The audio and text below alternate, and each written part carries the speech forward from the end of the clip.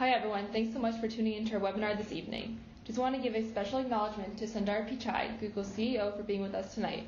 Our topic for this presentation is bridging the disparity between Google rhetoric and experience. We've done extensive research on this topic and I've boiled it down to 3 categories: public perceptions, diversity of opinion, and gender inequality in the workplace. So why do people strive to be Googlers?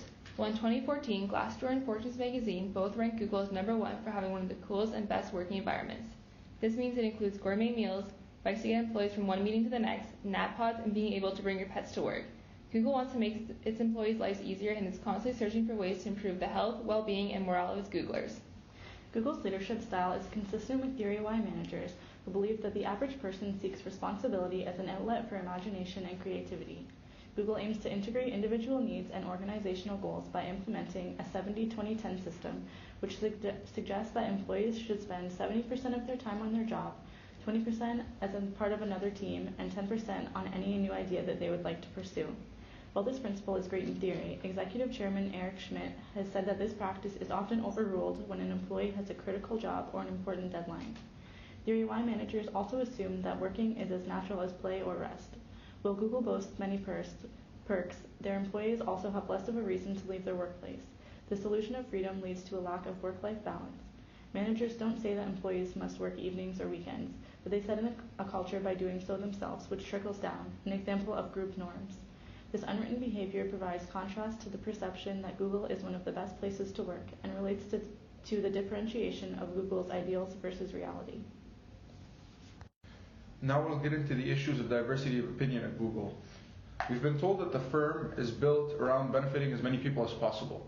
They claim that to do this, they will need to change and adapt, which they do by being open to diversity. However, Google has shown that one of those 2 claims does not hold true when they fired James Damore. That single instance in which Google's leadership acted in crisis mode showed how Google will compromise its principles during moments of pressure by distancing themselves from anything external stakeholders might find problematic. Hence, it would be reasonable to assume that Google is capable of acting upon its claims of corporate culture until the firm is put under pressure, at which point Google cracks. Hence, Google has shown that its corporate culture is frail and its ideals insincere as they fail to act directly within moments of crisis.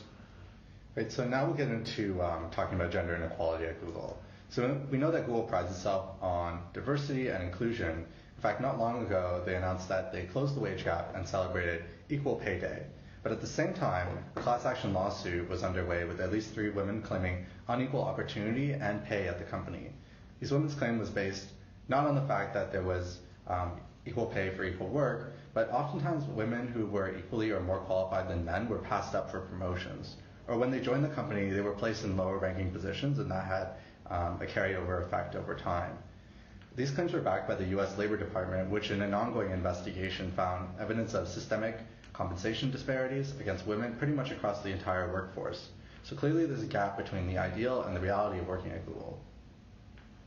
To address the differentiation between the public perception of Google's workplace environment and the realities that the employees face, it is recommended that Google consider integrating a Theory X leadership style. This will allow for the environment at Google to be perceived as more of an office culture with less contrast between the perks that are provided and what's actually expected of Google employees. To address the diversity issue, Google needs to commit to its ideals and not crack down under pressure. In this specific case, Google should not have treated the issue as a crisis and should have stood by Damore. They would not have necessarily had to condone what he's saying or endorsed it in any way, shape, or form, but they should have at least stated that he is a person who is exercising his right to free speech, which is something that Google endorses.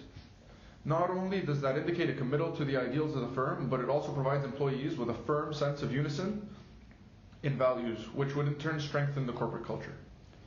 For gender inequality, we believe this issue really boils down to leadership. Google has always led with a somewhat laissez-faire attitude, and while they may not be actively promoting male-centric culture within the firm, it is doing so through its inaction and allowing it to persist. So how do we resolve this? Firstly, we need to look at the position of female leadership and the tracks which women can follow into leadership. It's important that women in leadership roles can be seen as inspirational leaders for the rest of the company. In that sense, they can serve as facilitators of moving other women into leadership roles. Google should adopt a more active leadership style, which doesn't need to be authoritative, but is still direct enough to push women forward. It is also important that the leaders who are responsible for promotions and pay grades operate on a principle of neutrality. Created using Powtoon.